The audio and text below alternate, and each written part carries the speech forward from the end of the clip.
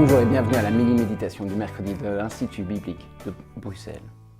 Au cours de la série de méditations que nous entamons aujourd'hui, nous allons méditer sur 5 images bibliques qui nous permettent de mieux apprécier ce qu'est l'Église. J'espère ainsi que nous valoriserons plus nos églises locales et que nous réaliserons davantage le rôle important de tous les acteurs clés, celui de Dieu, de nos responsables et celui de chacun d'entre nous. La première image sur laquelle nous nous penchons est celle de l'Église en tant que champ de Dieu.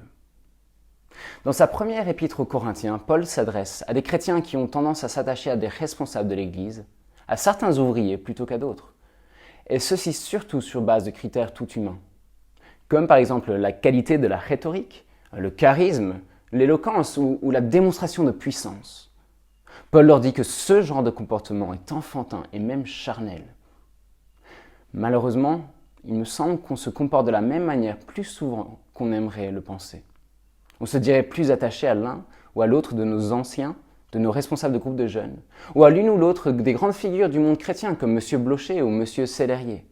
Et ceci pour des raisons souvent autres que la raison la plus importante, celle de la fidélité à la parole de Dieu. Nous devons tous être des nobles béréens, en passant ces enseignements que nous entendons au crible de la Bible.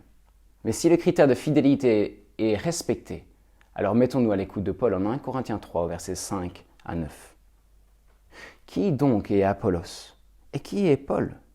Ce sont des serviteurs par le moyen desquels vous avez cru, conformément à ce que le Seigneur a accordé à chacun. J'ai planté, Apollos a arrosé, mais c'est Dieu qui a fait grandir. Ainsi, ce n'est pas celui qui plante, ni celui qui arrose qui compte, mais Dieu qui donne la croissance. Celui qui plante et celui qui arrose sont égaux, et chacun recevra sa propre récompense en fonction de son propre travail.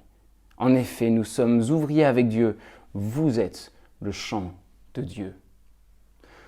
Paul nous dit que nous ne devons pas nous attacher au semeur ni à l'arroseur parce qu'ils sont juste des serviteurs, des moyens dont Dieu, le maître du champ, se sert comme il le décide.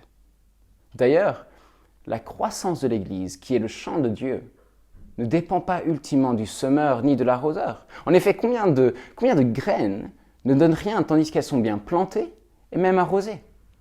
Non, c'est Dieu qui a fait grandir et qui fait grandir, pas les serviteurs. C'est ultimement Dieu qui compte, pas ses ouvriers. Que notre attachement et notre fidélité et notre fierté soient seulement réservés à Dieu seul et pas aux hommes. Qu'il n'y ait ainsi aucune division dans nos églises à cause de l'attachement à l'un ou à l'autre.